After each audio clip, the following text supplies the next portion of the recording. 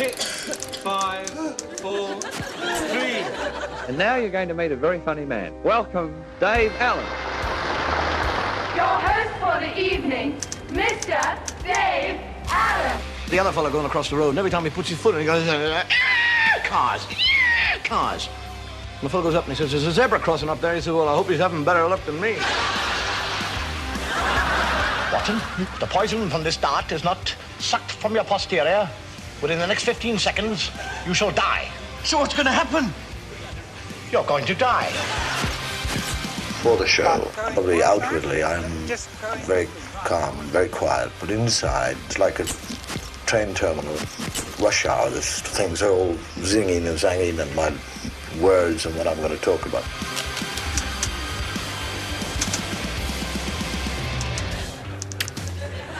I often wonder whether God has got a sense of humor. I hope he has. I'm in trouble if he hasn't.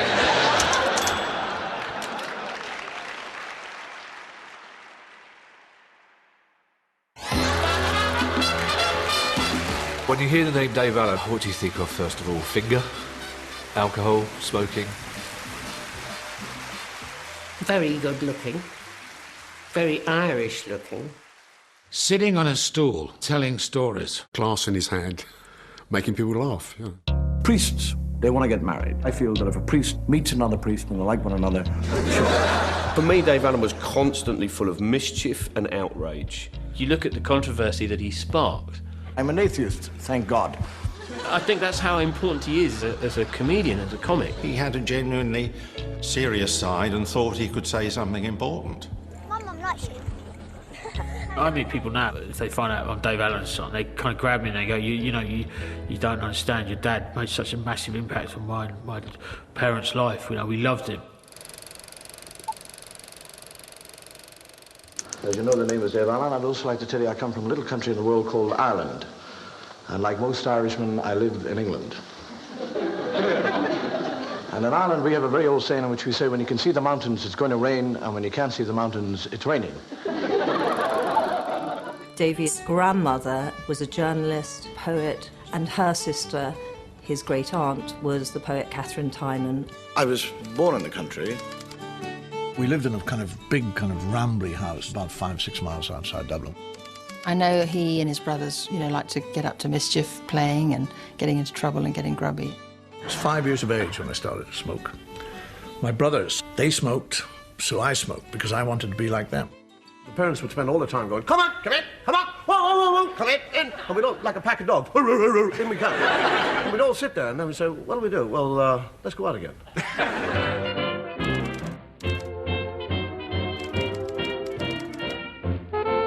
My father was known as the clown prince of Irish journalism. He was a great character in Dublin journalism.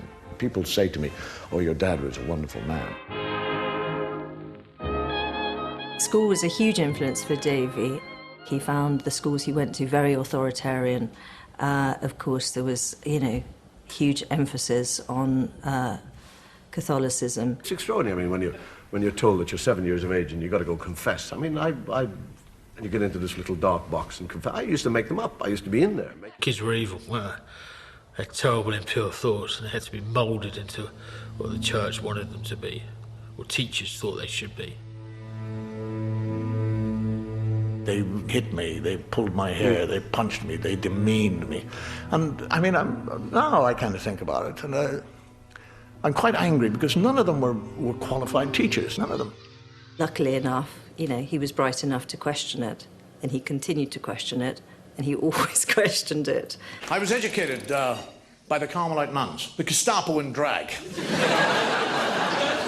Have you ever burnt yourself? Yeah, I burnt myself on the candle. What was it like? Oh, very sad, sore. Can you imagine that pain all over your body? That's what will happen to you if you do not love God. What do you think of that? I love him. I think what was going on with Davey at school was completely the opposite of what was going on in his home life. It was very open-hearted and open-minded. My father was quite a storyteller. One of our great joys on a cold night was to have a big fire and for him to tell stories. And at the end of the story, then we were sent off into this rattling house, frightened the shit out of you.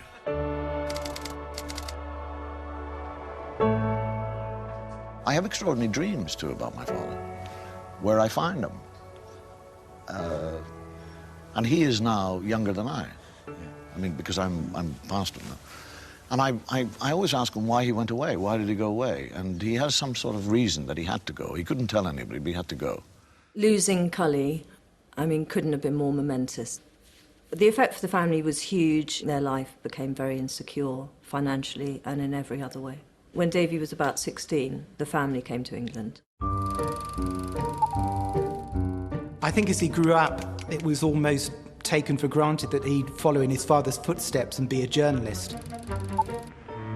I came to England hoping that within 6 months I would be the top of the pile in Fleet Street and would have my own byline and would be the great reporter. But the gentleman who sat at the editorials table didn't quite agree with me, so I went to Butlins. Butlins, Butlins, Butlins by the sea. There's a holiday that's full of fun for Mum and Dad and everyone at Butlins by the sea. I got a job as Butlin Redcoat for the summer. See a show if you want to. The Redcoats used to put a show on themselves, kind of review type thing. At Butlins by the sea. This was stole bits here and sketches there and odd song, and somebody wrote a little song and things like that.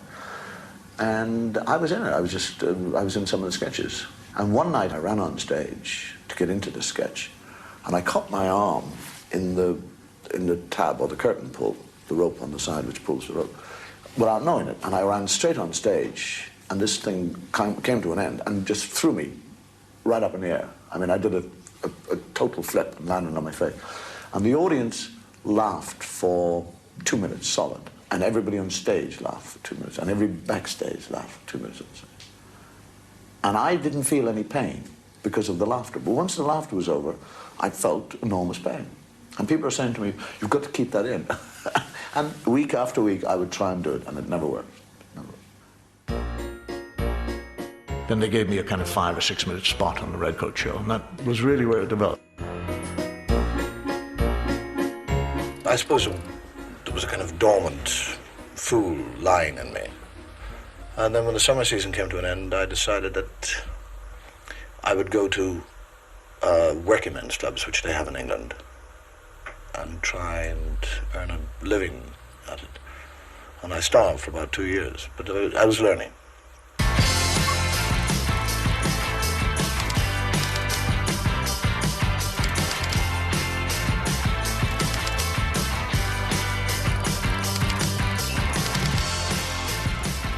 My surname is Tynan O'Malley, and I'd arrive at places and it would be Dave O'Malley or Maloney. I by then had an agent, Richard Stone, and I was sitting looking at his list of clients, and there was nobody with an A. So I thought, well, if I had a surname beginning with A, I'd be top of the list. So I changed my name to Alan. So I'm stuck with it now. Walking back to happiness, oh, yeah, yeah. Said goodbye to loneliness, oh, yeah. I never knew I'd miss you, now I know. He had a real affinity with the Beatles. Coming from Liverpool, they had an affinity with Irish culture and Irish wit anyway, and so there was a natural connection. That was an amazing experience, and it drew him into the pop culture of the 1960s. I worked with Sophie Tucker in South Africa. I meet this amazing woman. She was absolutely extraordinary. I'm the last of the red hot mamas. They've all... And she advised me to go to Australia. Without me knowing it, she wrote to the agent in Australia and said, I've seen a young comic and I think he's quite good. And if you ever have a chance to offer some work, give him a chance. I think he's worth it. He's just completed a tour with Sophie Tucker, and he's a very funny man. Welcome, Dave Allen. Thank you very much. Thank you very much, and good evening, ladies and gentlemen. Morning, chap.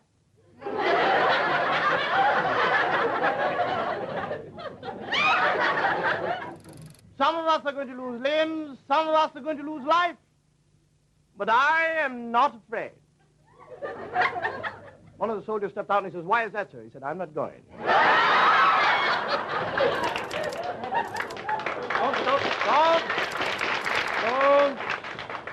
Don't stop.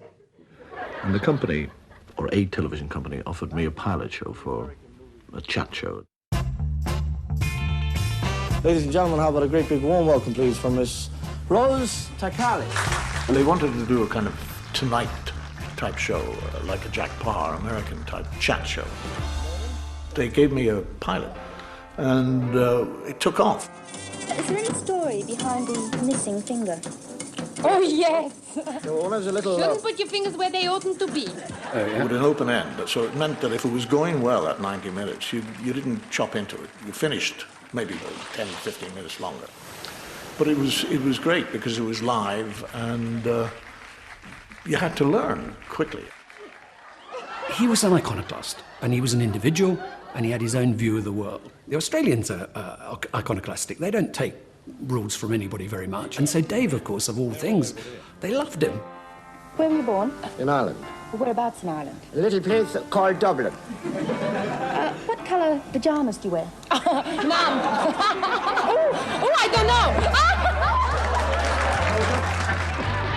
There was always games going on. The crew had a rubber python, and suddenly this thing comes from nowhere. Four-letter word came out, everything. It's as close as I ever came to shitting myself. I went to Australia, and we played all the theatres that David played. And I used to say rather casually, he's a great friend of mine, you know. Well, then they all went raving mad. I didn't know what he was, who he was, or why. I was only 6.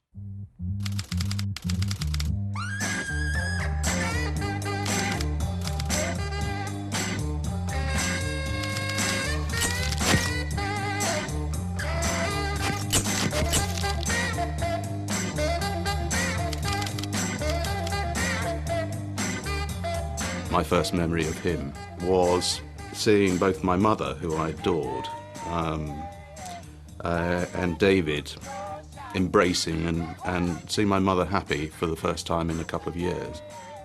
For as long as he was there, making my mother happy, I was happy. Looking back, it was obvious that they were a sort of mini Airfix golden couple. You get the other fellow books into a hotel. Half an hour later, he comes down and sees the desk clerk. He said, "I'd like to change my room." And the fellow said, "Why?" He said, "I don't like it." He said, "Well, what's wrong with it?" He said, "It's on fire." Good night. Thank you.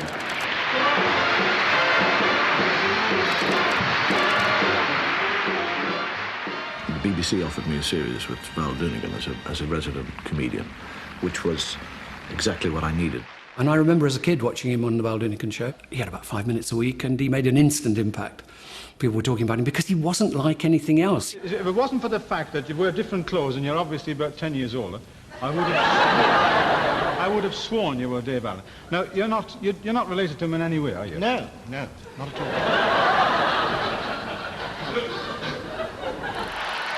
I would say that would be the break in English television for me.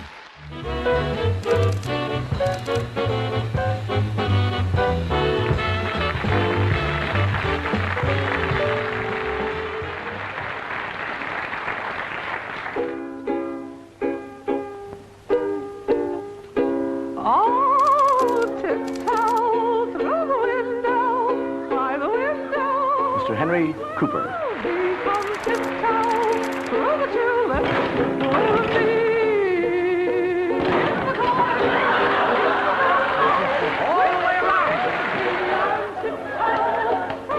And they pay you money for that?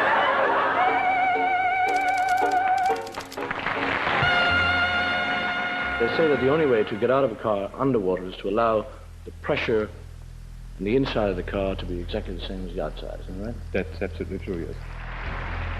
The car thing was actually quite an interesting piece of television. It was experimentation. It was live television. It was necessary to do things like that. So we got a big tank. We got a glass tank. We got underwater cameras, but we couldn't get a cameraman, so we had to strap them in the back. and we dropped his car into the tank. And we had 2 air tanks, just in case something happened, so we could breathe. It'll come in fairly quick because we've got holes. And the car was filling up with water, and I tapped one of the tanks, and one went bong, and the other one went bing. They'd only put 1 full tank in, and I thought, Jesus, if this goes wrong, you're going to see the real underwater fight. Get your head right to the front. We've got about this quite a bit of water. 3.5. Yes. Okay, well, I think we'll start getting out in just a few minutes. We'll go over to... Okay.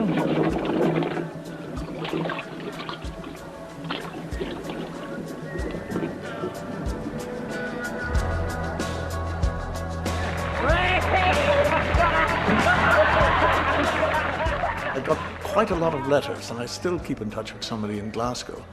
They'd taken their son to Ayr one day, and they'd parked on the harbour, and they'd gone out to get an ice cream, and they turned around the car and gone into the harbour.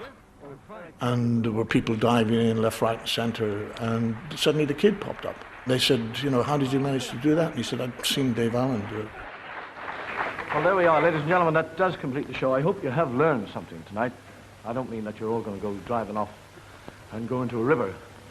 But if you do ever, by chance, go into a river, allow the car to fill up with water and stay there for a long time. Good night, and may God go with you. The Dave Allen Show.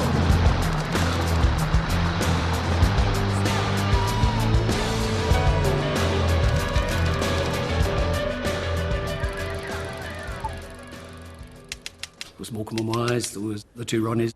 They were the big vehicles, I suppose, at the time. And in the Morecambe and Wise show, the 2 Ronnie shows, they were sort of quite traditional entertainment structured shows. Dave Allen at Large was a little bit different because of the nature of his comedy. You had to construct a different shape of show. There was a special thing, Dave Allen's on tonight. In our house, Dave Allen's on tonight. No, Dave Allen's tonight. Oh, I love Dave. Oh, Dave Allen's on tonight. He just sat there, attractive, beautifully Irish, and told the most outrageous joke. 2 Irish fellas open a bar, and nobody ever comes in. Nobody comes in to drink. And one says, I think we'll open a brothel. He said, that'd be no good. If we can't get them to drink beer, how the hell are we going to get them to drink broth? You really enjoy seeing how much your parents enjoyed this, because as a kid you didn't understand a lot of the humour, and you wouldn't perhaps get the bits your parents were howling with laughter about. You say, what's funny about that? And they used to go, I'll tell you when you're older. I would sit there laughing, my English dad would sit there laughing, and my Irish mum would sit there crossing herself furiously.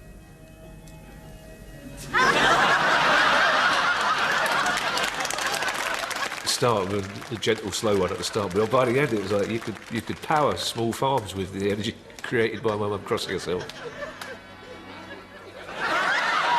I think Dave Allen at Large was a fairly simple format, really. It was about half Dave chatting and half sketches, and I think that was the basic idea. And the linking of the sketches was very sketchy. Oh, for God's sake. Go to it!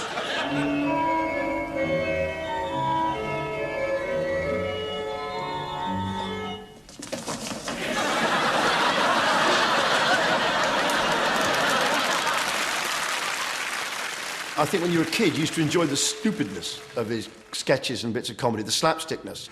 Still got a last request. See, I would like my brother to go. He had nothing to do with the crime.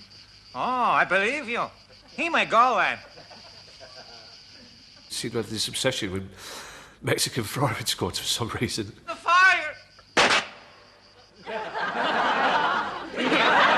One of Dave's classic jokes, I think, was he was going to be shot at dawn. You are entitled to one last request. And of course, we all know what it's going to be. He asked for the girl.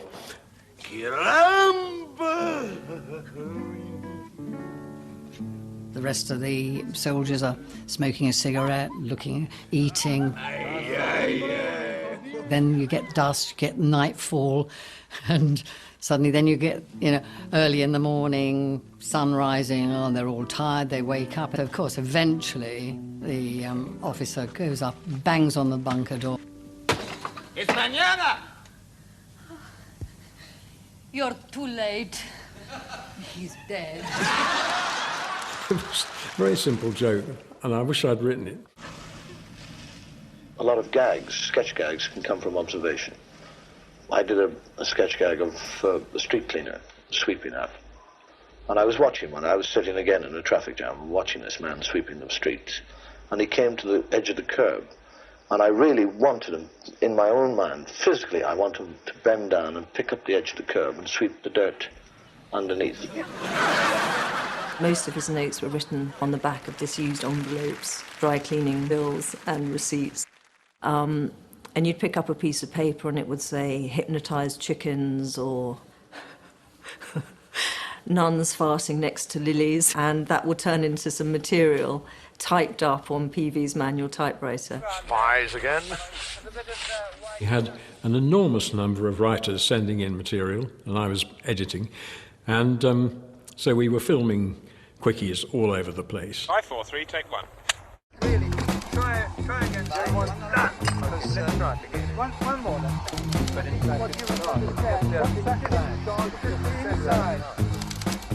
Mine's not here. 530, take 2. Action! Your Majesty!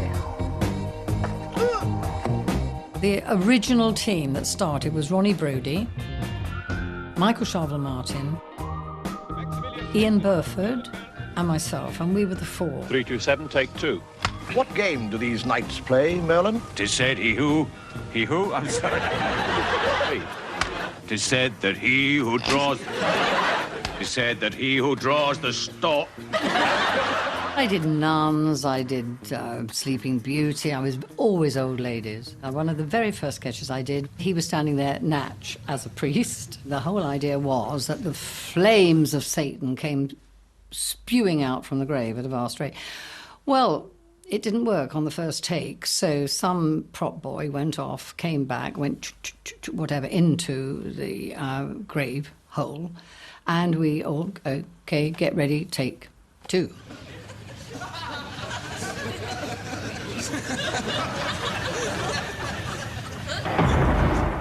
The prop boy threw a match into the grave.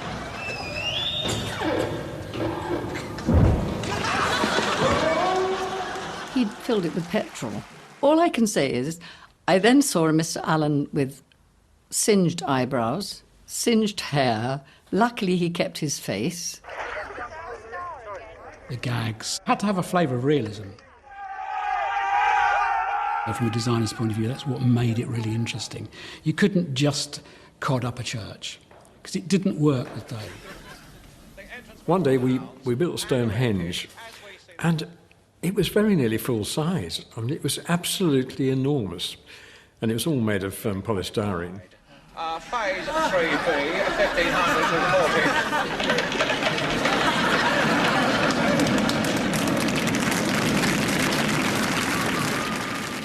The sketches were fun, but actually, for me, the monologues were the iconic moments. And I walked into a pub the other day where a dog had done something. And I stood on it and skidded right across the room. Boom! Nearly broke my head on the wall. And I get my booze and I'm sitting in the corner and a fella comes in and he does exactly what I did. He went, shoom, shoom, straight into the wall. And I ran over and picked him up and I said, I just did that. He nearly murdered me. When we first started, he actually had the script in front of him. You could see him looking down, which wasn't very good. Then later on, we had the script, or the ideas for the script, on idiot cards. We sat in the front row with these big boards in front of our knees. The way Dave remembered paragraphs or pages of material was very often by a single phrase. And some of these single phrases were outrageous. There's a really intriguing thing about Dave Allen when he talks to the audience. He's brilliant. He's very much a barroom raconteur in some ways. And we were in a bar and we'd had a couple of drinks. And somebody started to talk about the unknown, the spirit world. And he had a way of going sideways jokes. It was never sort of full on.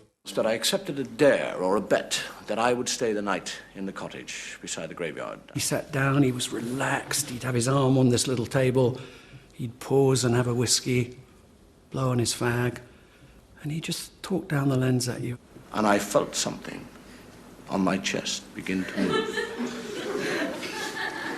It crept slowly up my chest, came closer, nearer, and I grabbed it, and it was wet and cold, and I bit it, screamed with pain, and that is how I lost my faith.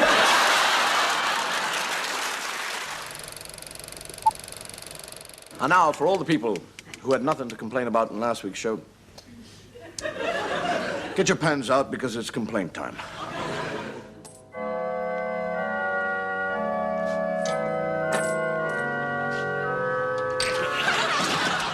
I wish to protest most strongly about the Dave Allen show. Last night's show was disgraceful.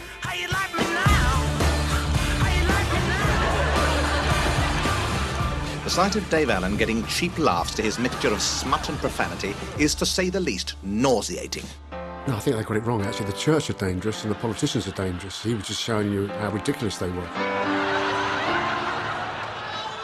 How the BBC censors could allow such blasphemous rubbish to be shown at Easter time or any other time is beyond my comprehension. I think it's a very difficult thing, censorship, because what you're doing is that you're putting your code on millions of viewers, which is a very difficult thing to do. And with the BBC, they've been very good to me. I mean, I do get away with a lot of things that other comedians wouldn't even attempt. But that is me. And if they put reins on me, it's not me. It would be a shadow of what I am. Dave Allen was far more subversive than just about any other comic on TV. He did a sketch about apartheid. Hey, you boy. Yes, sir. What are you doing in this church? You know blacks are not allowed in this church. Oh, yes, Father, but I'm cleaning the floor. Ah, cleaning the floor, eh? Good, but don't let me catch you praying. I remember turning to my dad and saying, "What's that about?" My dad explained apartheid to me on the back of a Dave Allen sketch. He had a huge personal integrity about what he wanted to say. I even had a telegram from Rome, from the boss himself. Hey, what's the matter, David, baby?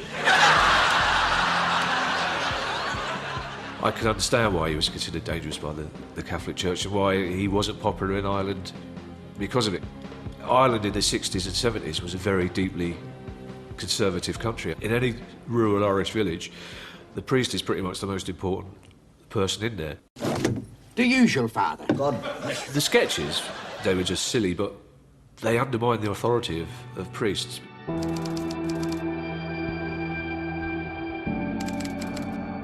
If somebody's saying, I'm going to blow you up, you don't kind of take too many chances about it. Was it because of your gags? Yes, I think so. I suppose so. What type of gag would they have objected to? Most of them. Dave said what he wanted to say. He was an adult, he was a professional, he worked out a way to say it, but you didn't get very far saying to Dave, I don't think we should do a joke about the Pope.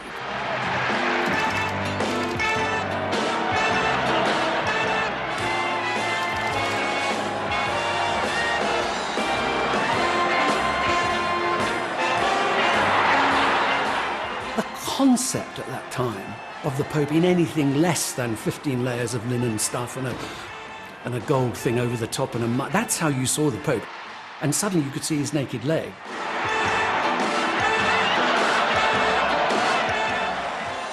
It was shocking. I mean, it genuinely was shocking. It upset people. I mean, teachers at school would tell us off for watching it, and my mum was horrified by it. And she would sit there telling me and my dad that we would go to hell for laughing.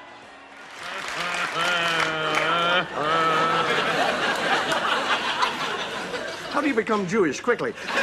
Some people think Davy was anti-religion, and actually he wasn't. He had a huge respect for religions, but what he didn't like was being told what to think. He didn't like brainwashing. And he didn't like a sort of prescribed guilt. Good night, and may your God go with you. With my family and my children, I mean, they know that I have something to do with show business, but they're not all that sure what I do, except that I'm not a real daddy, because real daddies go to work on trains. You know, certainly when I was young and friends came over, they didn't really know who he was anyway, because you just wouldn't. You know, we weren't allowed to watch that when we were little. Too rude, Mummy said. I think I wanted to really be like him. I do remember being out with him sometimes and people would say, oh, you know, hi, Dave, and I would go, no, he's my daddy, you know, not really kind of getting that and thinking, I don't want to share him, you know. When he started out, I was a bit young. I was probably 5 or 6 when he started doing Dave Allen Live. So I've got friends of mine who are kind of a bit older. They're like 5 years older than me. And they say to me, Ed, you don't know, like, there'll be no one on the streets. Everyone will be watching your dad, you know. So you don't get it. We had a house in Devon. It was set in a valley with a stream going through it, and all of us adored it. Lots of people would come and join us, cousins and like friends of my big brothers from school. It was a house full of people, people that were all, you know, quite close, which was lovely. There would always be like loads of children down there, and all the adults would chip in and have a laugh. They were like kids as well. The children loved it. They just loved him. He was like, you know, he'd be like the Pied Piper. They'd all sort of trail after him. But he found them fascinating and funny. And he kind of discussed things very seriously with them. They had great respect for him. Jane and Ed and Toby and I, you know, we kind of, all of us grew up together because we were all the same age. My memories of Dave were usually very scruffy. The person I remember had absolutely nothing to do with the persona of the man sitting in the chair with the cigarette and the drink. Completely different. I mean, the cigarette and the drink were there, but where he got the suits from, I certainly never saw them. It gives me great pleasure tonight to present to you, ladies and gentlemen, the curse of the werewolf. We used to turn the lights off, and he used to just have a candle going, and he would spend half an hour telling a ghost story. It was just another excuse for him to put the crappers up. Usually something around a fire, and it was usually terrifying. And my brother, Toby, being absolutely kind of, you know, because it was, yes, and then, you know, they came and they ate the child. And my poor brother going, oh, my God! This is massive sort of kids, like in one bunk bed, frightened, jumping at every kind of creak in the house and everything.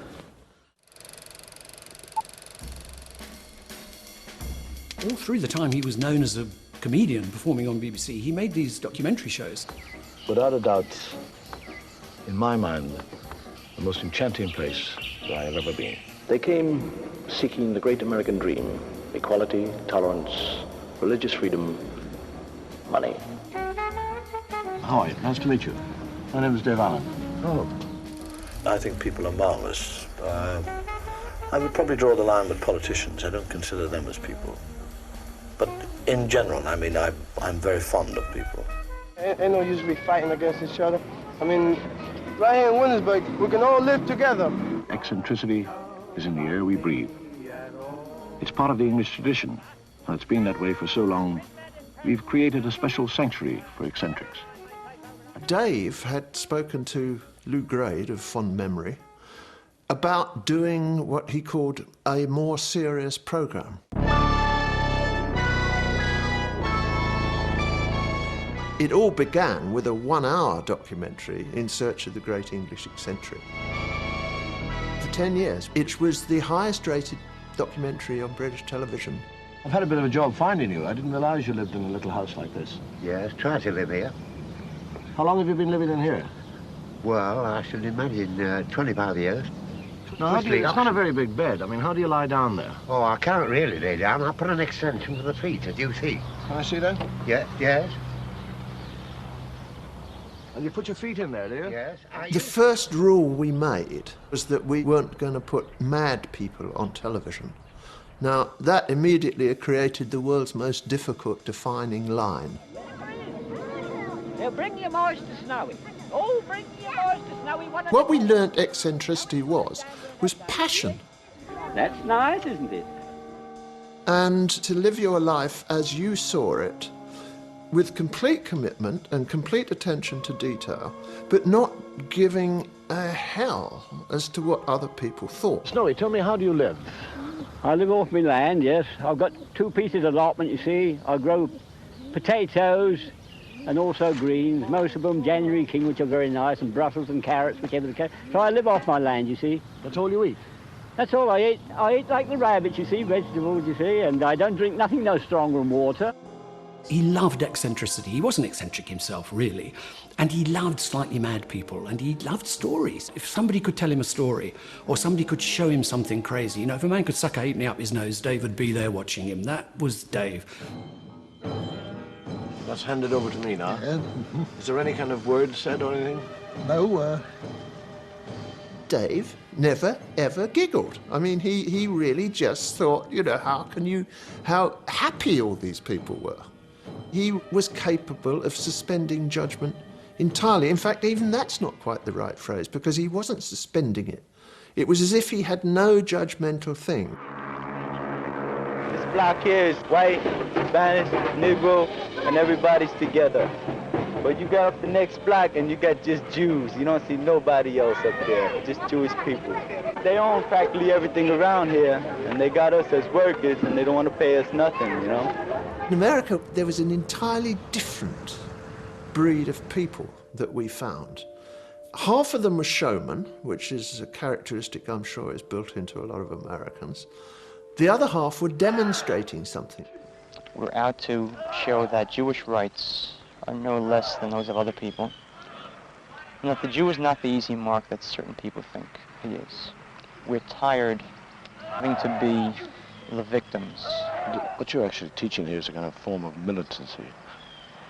Yes, yes. But if you teach this here, surely other groups, say anti-Semitic groups, are going to teach it as well. Unless this force stands up now and says, that's it, then what happened in Germany will happen here.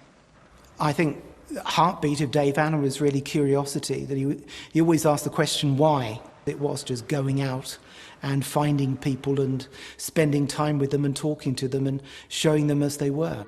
In his reporting, one of the things that stands out was the fact that he approached it almost like he was by your side rather than standing above you telling you things, that he made you a fellow observer. And that was something that made his work so intimate and so engaging and so real. He, again, really pioneered a way of doing documentaries that went on to inspire the likes of Louis Theroux and many other people. At Speaker's Corner in London, anyone can stand up and say exactly what they like. The minister has to mind his P's and Q's while I'm the world's greatest dictator. Great Britain is the most beautiful country in the world. That's right, that's why we're here. There's only one thing wrong with it, the English. There are days, obviously, that you don't want people, but there are days that you adore the world and you love people to a great extent. I think people are people. I'm a person, I'm people. And I would hope that I would treat people as they in turn would treat me. I know this sounds a bit far-fetched, but my feeling was that Dave was looking for the meaning of life. You have a philosophy in life. Well, I don't call it philosophy, you know. There's too much of a loss in that. I like the beyond the gaining side of things. No matter how weird they were, there was something that he was learning from people in that way. I recently became legitimate. You've got filthy eyes. By that I mean that I became a straight actor. As far back as late November, I played the part of a straight actor in a straight play. It was a very important part of his persona. He was an artist, and he saw what he did as one branch of being an artist. And so when he was offered the opportunity to play some pretty substantial roles, he jumped at it, and he was very good in them. Who's the father? Fathers. You shut up! I remember going to see him in the Edna O'Brien play at the Royal Court Theatre. I wouldn't mind a chaser. I knew that he'd been offered the lead role in it, to which he'd refused, because he'd never actually done much straight theatre. And he took a part, which was the part of the Doctor. It was a wonderful performance. Doctor, can I have a word with you? In private. Look, all the private shite is over. It's now in the public domain. I suggest we set out in the morning, yourself, the boss, the mother and me, and find your Romeo. There was a few punch-ups outside the theatre when the show was on, you know. He enjoyed championing events and being involved in them if they were going to challenge people's conceptions and also challenge the authority and the establishment. Is that your homemade blackberry wine? It is. Do you have any gin? Any dry satin gin? I think he appreciated the art of performance. And that made him, for me, someone special. Dave always wanted to stretch himself as an actor, and he really admired playwrights like Alan Bennett. And so when One Fine Day came along as a project, he was very keen to do it. He's threatening to take me to a topless steakhouse.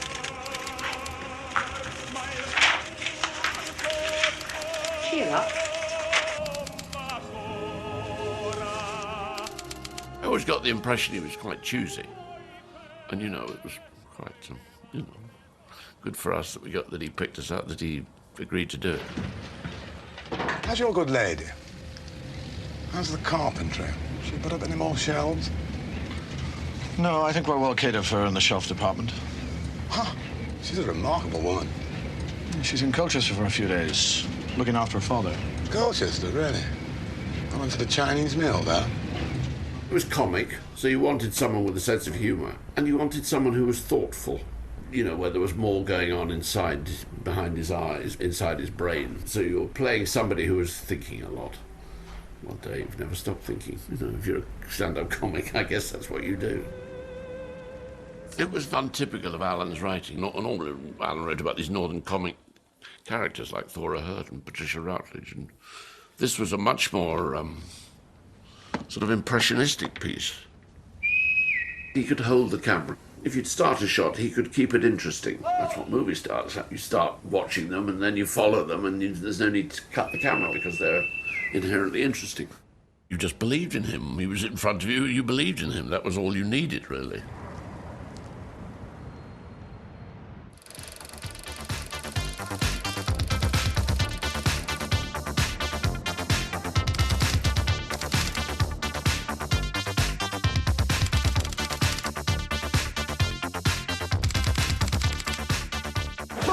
Dangerous, and this is avian dangerous. People often say to me, Alexei, what is alternative new wave Marxist comedy? And I say, sod off, you nosy bastard. When alternative comedy came along, Dave had a sufficient field of his own, which they didn't impinge upon. He had the ethos of alternative comedy before we did, in that comedy could be not only funny, but could be challenging. Before alternative comedy, he was a man who went out there and said, I don't give a fuck about what they're saying. This is the truth. This is what I want to say, and I'm going to say it.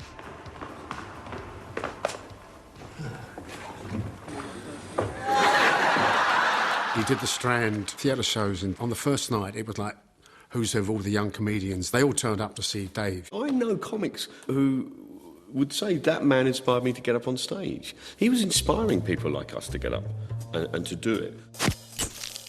I did a lot of photographs in the dressing room. It was in Fairfield Hall, Croydon. Not many people see this, The intimacy of the dressing room before he goes on stage and, and he's getting ready and I've got him DJ on, looking in the mirror.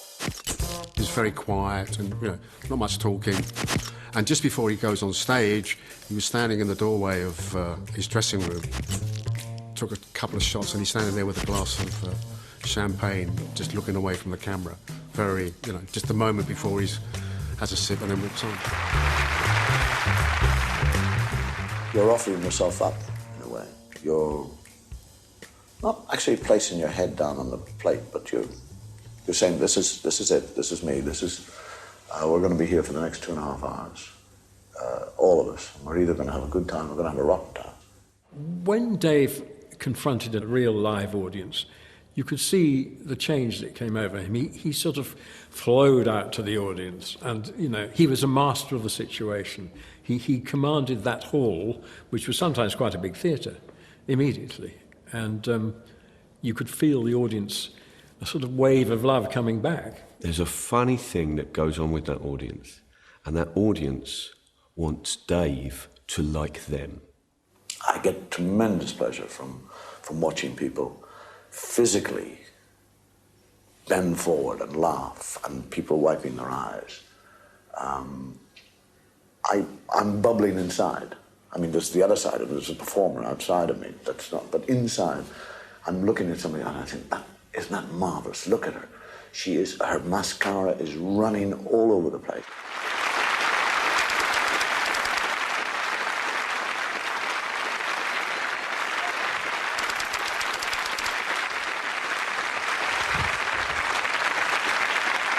Thank you. Thank you very much indeed. Thank you. Good evening and welcome to the show. As you can see, the show has no music, no titles, no actors, no costumes, no sketches. Let's be honest, it's cheap. There's something about him which was eternally young. So even when he got into his 50s and 55 and 60s, he was a vital comedian. And the great disappearing lavatory paper act. Have you come across that? No adult, when you go to the lab, you don't check to see that the paper is there, do you? It became much more observational.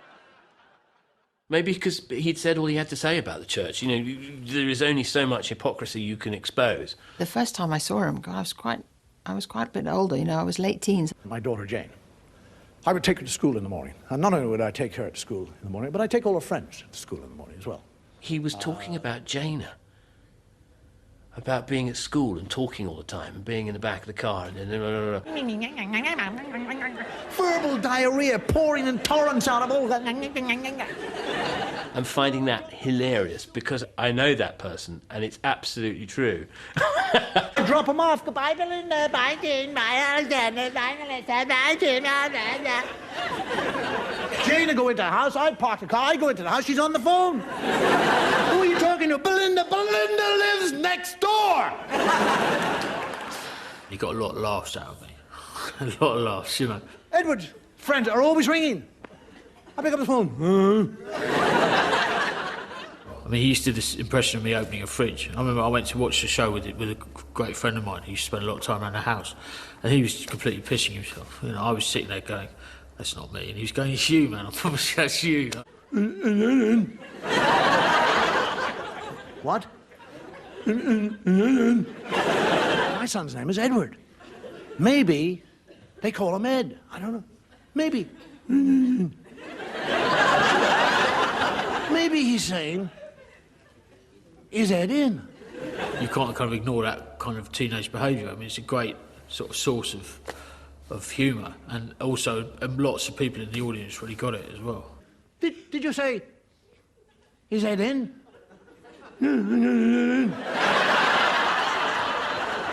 No, you didn't say, is Ed in, dickhead? You said, no,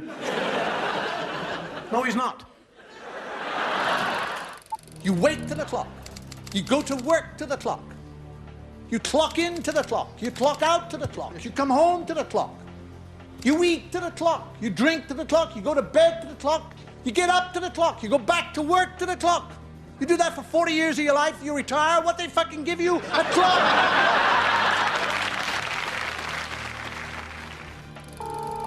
Just like to briefly say how utterly disgusted I was. Dave Allen had to ruin a very good show. Disgraceful foul language. Oh, he used the fuck word. You're damn right he used the fuck word. You take a very libertarian line on language. Yeah, I think it's necessary. Language is language. I mean, language is just sound. It's only, but somebody said that's not a good sound, or that's a bad sound, or that's a rude sound. It's nothing. It's only emphasis. It's only, it's gut, I think. We were both rather surprised at the level of the controversy that happened after that show went out. Moyer, who's head of BBC Television's Light Entertainment Group, has sent us a statement, and he says that clearly we are sorry if we have given unnecessary offence. Unfortunately, although the BBC knew it was in the programme, when the questions were asked, they didn't really feel able to support him. He felt disappointed by that and perhaps a bit abandoned. And it took him a long time to feel that he wanted to go back on television after that incident. We were looking for, noisy shows, big signings. And Dave hadn't worked for a time for the BBC, he hadn't worked for anybody, he'd stopped doing telly, really. And we had endless meetings at his house, and I'm sure there was a Chinese meal involved somewhere, because there always was. And we eventually persuaded him to come and do these 6 shows. We got a very good team of writers, people like Kerry Day wrote for him. He enjoyed that interaction with young, up-and-coming writers. I think the big difference was the ITV show. He was standing up and he was angry. He had more energy than he had in the 70s and 60s shows, far more energy. Grannies! Do you ever get behind a granny in a queue? He was looking for something to get his teeth into, to argue with almost, as part of that creative process. It was really fascinating. I loved it. And I'm sending him the birthday presents because it's over. And I'm standing behind her thinking, you old geriatric, for Christ's sake, die and let me buy my own. My abiding memory very early on in the process of working with Dave is him telling me that he was working on this routine about teaching children to tell the time. And I distinctly remember thinking to myself, well, that's not going to change the world, Grandad, is it? I'm going to teach you to read the time. Why? Because it's important that you know the time. He does this routine. There's about 15 minutes live, and it got edited down when it was on the show. And he does the entire routine as an imaginary conversation with a small child. I mean, who else could do a routine about the second hand and the minute hand on a watch? There's the hour hand. That's the first hand. The hour hand. The second hand is the minute hand, and the third hand is the second hand. For him to point this out and bring the house down on the extraordinary contradiction just between how they're named. So it moves away from the fat hand, leaving the fat hand at the 1 and the 2, and then it comes over to the 1 here by itself. You see the 1 to the right of the 1 and the 2? Now, that 1 is 5. Because it is, it's 5. 2 is 10, 3 is 15, 4 is 20, 5 is 25, 6 is a half. Now I know what I can do for Dave Allen. I can make him the best darn cup of tea he's ever had, because there's not much I can bring to him in terms of writing. And that telling the time routine just summed him up. It is now what time? It is not 5 o'clock. It's 1 o'clock. For me, the man is a comic genius. He's a stand-up genius. That's what he does. Shut up!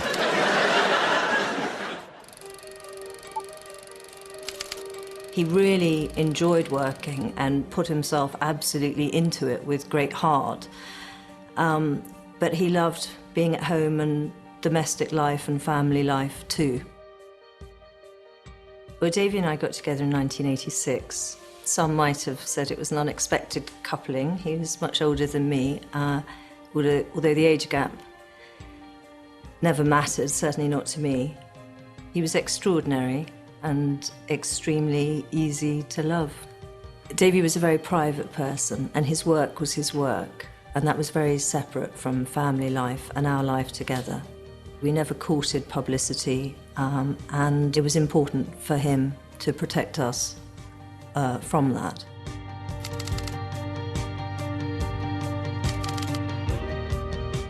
In his latter years, he didn't feel the need to constantly be chasing work. He used to get offered a lot of work. I mean, I think there wasn't a film made in Ireland without him being offered a part in it.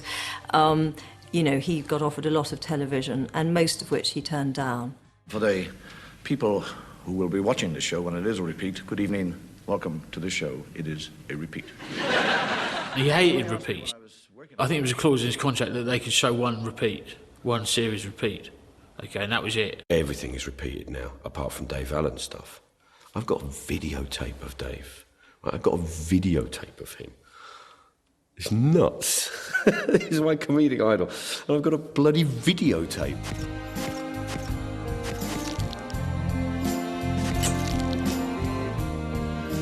He was never somebody that seemed, he had regrets or, well, if only I was. He was really happy. He worked hard, he lived fully, he had a family that, you know, adored him and who he loved, and, you know, he had passion. Life was very important to Davy. He had a huge appetite for life, and he loved his work, but he didn't define himself by what he did. You know, he did his work, but he did lots of other things as well. He loved his painting and his drawing and being at home and gardening and cooking. He was disarmingly modest and quiet about his many talents, and I always think he was ordinary and extraordinary. He was normal and grounded. He was always gracious with people when they stopped him or recognised him. And yet he had these many, many abilities, but he held them quietly.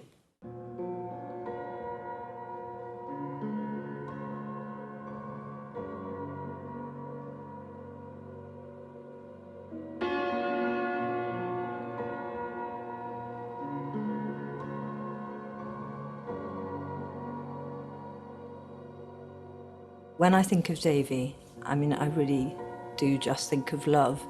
And I feel like love is the most extraordinary thing. For two people to meet and fall in love with each other at the same time seems extraordinary. For that to last for decades seems miraculous, and for it only to get better seems sort of impossibly lucky. So losing Davy as I did was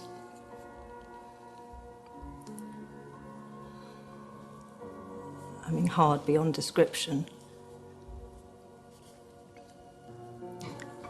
And it's sort of like being a long way from home all the time. But 3 weeks after I lost Davy, I had our son Cully, our beautiful boy. And I think Davy would be very proud of him.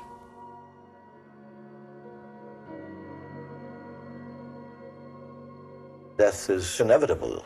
I mean, life is what you are anyhow, which you experience now. And death is going to happen to us anyhow, so there's no sense in spending 70 years worrying about dying, because if you do, you won't even get to 40, I think. But, you know, I really do, I as an Irishman, I mean, I've been not laughing about my own death, but laughing about death as a subject for years. Coffins and wakes and it doesn't bother me. I mean, I know that some people get a bit upset, but it's there. You might as well not laugh at the moon or not accept the existence of the sun. I wonder what my epitaph will be. Here lies Dave Allen, a comedy fool, who drank and told gags as he sat on his stool. His last words on earth, the atheist wretch. Time for religion. Here's a sketch.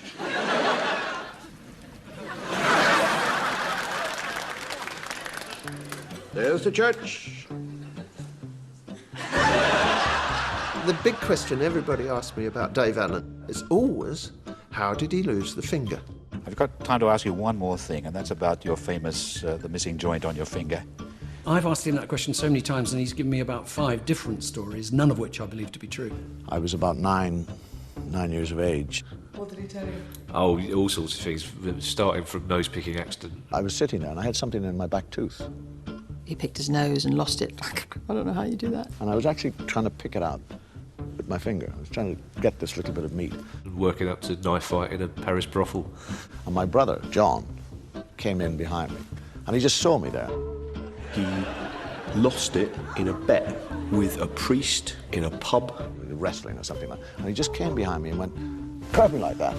And my jaw closed, and I bit my finger right through.